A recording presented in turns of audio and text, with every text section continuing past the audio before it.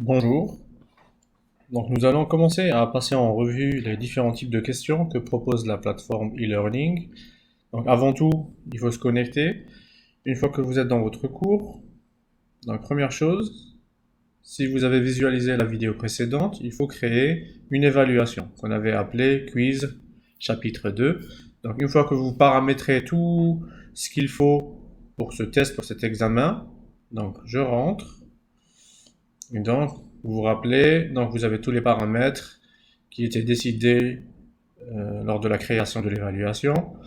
Mais jusque-là, on n'avait créé aucune question, on a juste créé une évaluation. Donc pour commencer à ajouter des questions, ou bien vous cliquez ici modifier le test, ou vous venez ici au niveau de cette petite roue, vous cliquez et vous faites modifier le test.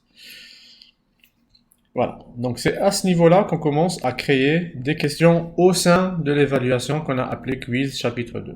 Donc, pour ajouter des questions, vous venez ici, ajouter une question de la banque de questions ou une question aléatoire. Alors, c'est quoi la différence? Si vous cliquez sur une question, donc ça sera une nouvelle question qui sera créée dans cette évaluation et qui sera par la suite annexée, ajoutée à votre banque de questions.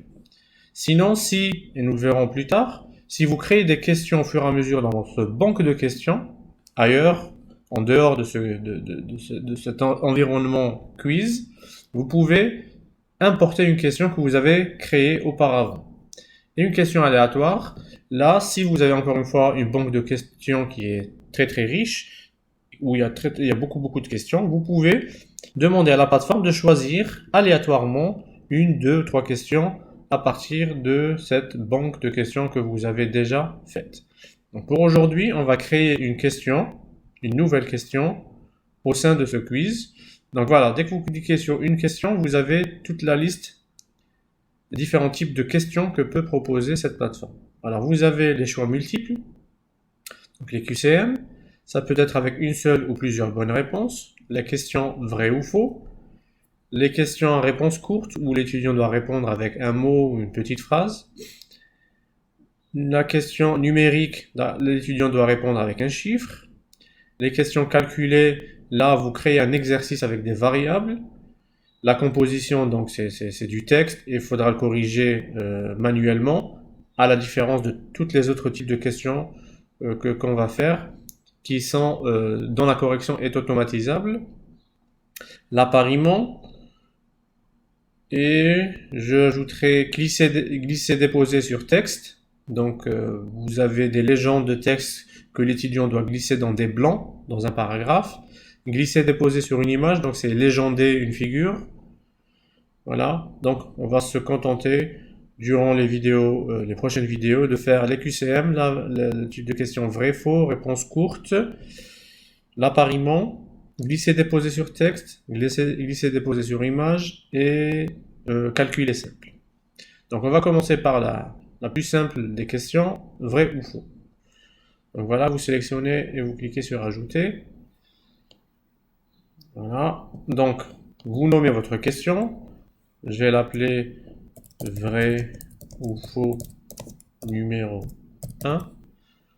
Et là, vous mettez l'énoncé de votre question. Alors, pas besoin d'écrire est-ce que c'est vrai ou faux. Vous écrivez juste votre affirmation.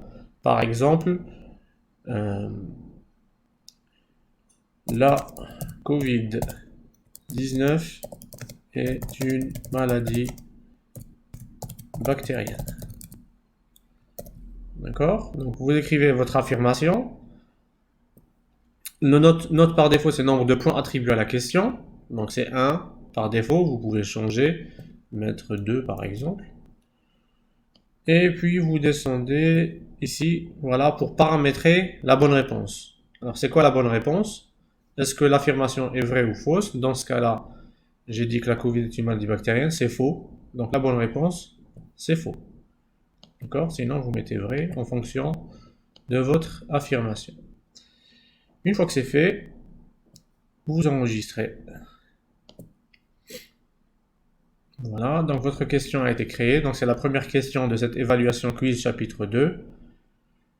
Voilà, vous pouvez prévisualiser la question en cliquant sur cette petite loupe. Voilà, donc ce qui apparaîtra à l'étudiant, votre affirmation. et la plateforme lui demandera de sélectionner une réponse, vrai ou faux. D'accord? Voilà. Ça, c'était pour vrai, faux.